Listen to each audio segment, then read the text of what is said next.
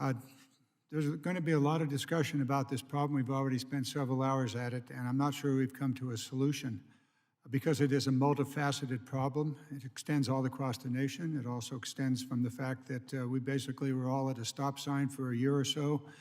Suddenly the light turned green and everybody hit the accelerator, and we're now all jammed up at the next stoplight. So what can we do? There are some things that can be done to address the known problems. Certainly the transportation bill that we've already discussed in this committee and was signed by the President a couple of days ago, that bill will undoubtedly provide solutions for the future, but not immediate. There's some things that we can do to deal with the underlying problems that we have a tremendous imbalance in trade. And one of the things is to better utilize a government agency that basically has been without the power to address some of the problems, but not all of them, and that would be the Federal Maritime Commission.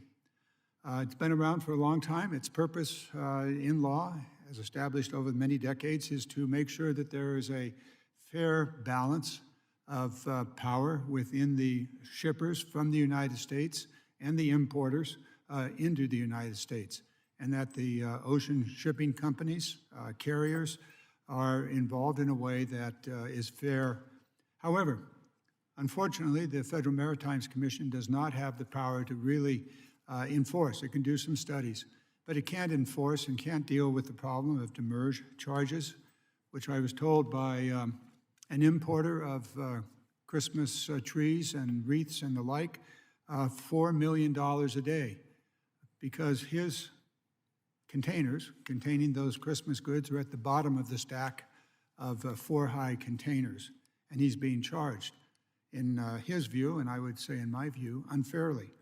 Nor from the exporters of rice, prunes, almonds, wine from California, who cannot get an empty container because the empty containers are, when they are available, are immediately put back on the ocean carriers' ships so that they can go back to the Western Pacific, China principally, and receive perhaps several times, maybe 10 times more fee than if that container were available for the California exporters.